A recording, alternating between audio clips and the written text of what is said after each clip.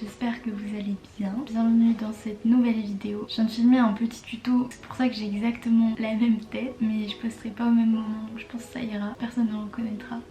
J'ai eu une idée de filmer une vidéo sur un peu les différences culturelles dans les pays où j'ai vécu. Donc aujourd'hui on va s'attaquer à l'Espagne, Madrid plus particulièrement. Donc j'ai ma petite liste sous les yeux. On va commencer par le monde. C'est aberrant, il y a du monde tout le temps, mais à n'importe quelle période de l'année. Je vous parle pas des week-ends puisque là c'est impraticable. Le centre de Madrid, c'est pas possible, on peut pas marcher, je conseille pas du tout. La semaine ça va, mais vraiment si vous voulez visiter Grande Via, le centre, tout ce qui est sol, pas possible. Vraiment je comprends pas. L'hiver c'est encore pire. Moi je pensais que ça serait mieux. Il fait froid etc. C'est pas du tout la bonne saison pour venir. Mais au final les gens ils se retrouvent pour voir les éclairages de Noël. Et je pense que vous avez vu, sinon je mettrai une petite photo à côté. Le monde qu'il y a à Sol pour la première illumination du sapin, c'est un délire, je vous jure, c'est horrible. La fête nationale aussi, tout le monde se retrouve, c'est impraticable, vous pouvez pas faire 100 mètres, c'est horrible, c'est un peu le 14 juillet mais tout le temps. Vous avez aussi le fait que les Espagnols manifestent beaucoup. Je pensais qu'on était fort en la matière mais vous n'avez pas vu les Espagnols,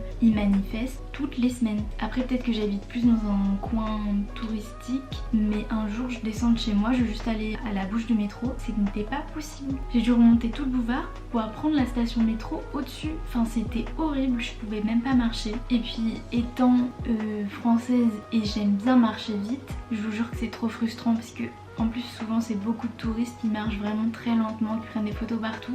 C'est très cool pour eux mais moi ça me stresse en fait, je peux pas, il faut marcher vite.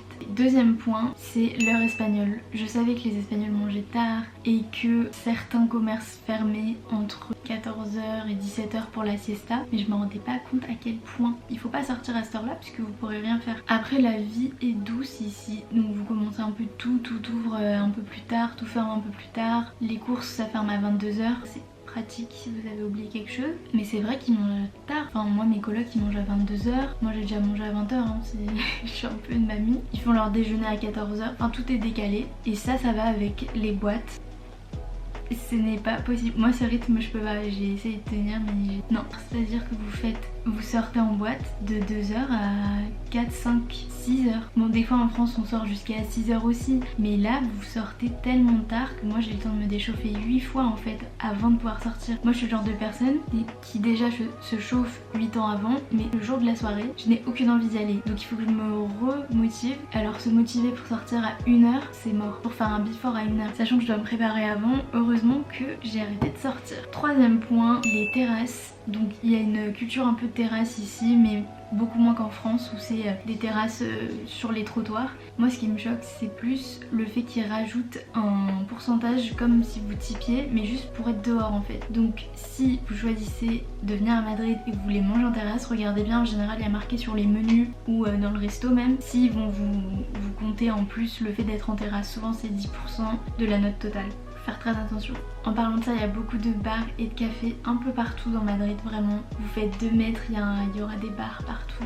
Et il y a beaucoup de cafés hyper esthétiques, c'est trop mignon, j'adore, c'est trop cool. J'ai enregistré plein d'adresses sur Google Maps, ça c'est vraiment un truc que j'aime trop. Et puis les prix sont pas hyper élevés pour du café, franchement on n'est pas sur des prix parisiens. Pour un latte, un grand latte, vous pouvez vous en sortir pour 3,50, maximum 4 €, donc c'est vraiment hyper rentable. Quatrième point, on va parler des prix des apparts. Vraiment choquée, je pensais que ça allait être beaucoup moins cher mais en fait vraiment c'est abusé. Si vous voulez trouver un appart sympa, vous en avez pour au moins 900 à 1000 balles quoi. Je suis un peu choquée de ça. En fait le problème c'est que les Espagnols ils ont pas assez d'argent pour acheter des apparts, du coup ils louent et du coup bah nous on loue aussi mais pour beaucoup plus cher, donc c'est un peu galère si vous êtes étudiant comme moi.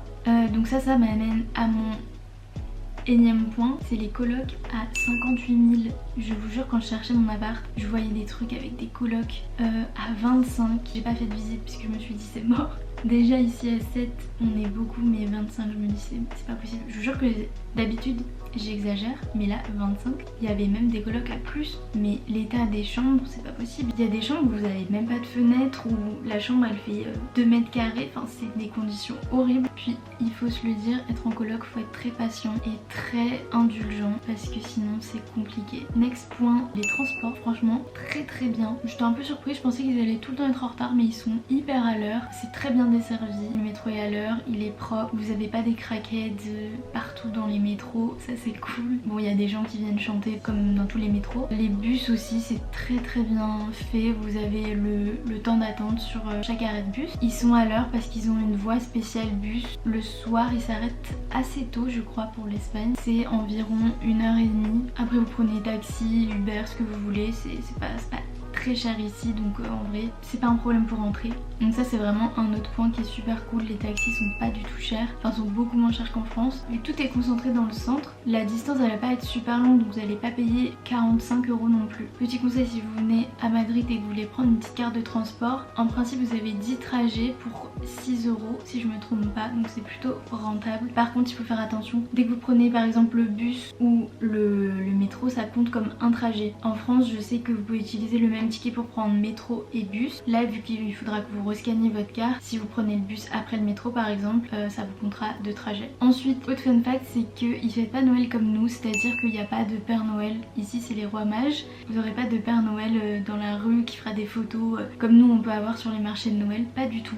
Et je trouve que l'esprit de Noël il est encore moins fort ici, il y a juste des illuminations, bon les décos elles sont hyper sympas. Sur Callao, El Corte Inglés qui fait un espèce de chalet de déco, c'est trop beau, mais c'est pas la même chose. Et les marchés de Noël, franchement j'étais un peu déçue, il y en a beaucoup, mais qui vendent pas forcément des choses hyper bien. Plaza Mayor, vraiment c'était ma plus grande déception. Ils vendent que des trucs que vous verrez, je sais pas, sur des marchés un peu cheap. Il y en a qui vendent des santons, donc ça c'est cool, mais des autres vous voyez j'essaierai de prendre une photo. Les petites oreilles par exemple de Pikachu et vous appuyez sur les deux côtés, ça fait bouger les oreilles. Ils vendent ce genre de choses ou des trucs un peu nuls que vous verrez à des foires plutôt qu'à des marchés de Noël. Et il y en a très peu qui vendent de la bouffe ou des chocolats chauds. C'est un peu dommage puisque c'est un peu ça le marché de Noël. Mais bon, voilà. Le taux de criminalité il est plutôt bas. Franchement Madrid c'est une ville assez safe. Moi je rentre tard le soir, j'ai jamais eu de problème. Vraiment c'est hyper safe. Après j'habite dans le centre donc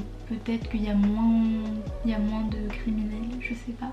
Après cela dit il faut faire attention, ma coloc elle s'est fait voler son téléphone il y a 3 jours, je sais pas dans quel contexte mais il faut faire quand même attention même si c'est relativement safe. Et ça c'est dû au fait qu'il y a beaucoup de policiers, ils interviennent très rapidement. De toute façon vous les verrez, il y en a un peu de partout dans Madrid, mais souvent le week-end il y a beaucoup d'hélicos, je les entends de ma fenêtre, ça tourne toute la journée, je sais pas ce qu'ils font. Et ça vient avec le dernier fun fact qui est les sirènes d'ambulance et de police. Le volume sonore des sirènes il est abusé, hyper fort, ça me transperce les tympans, j'ai l'impression d'avoir perdu -12 en audition depuis que je suis ici. C'est vraiment hyper fort, je comprends pas, même en boîte en vrai faut faire attention. Maintenant je mets des bouchons d'oreilles et oui je suis une petite mamie, mais il y a sûrement des boîtes où le volume sonore il est pas légal, je vous jure, parce que quand vous avez 8 enceintes et que ça vous tape dans les oreilles pendant 4 heures, vous vous en rendez pas compte, mais c'est hyper mauvais pour vos oreilles. Et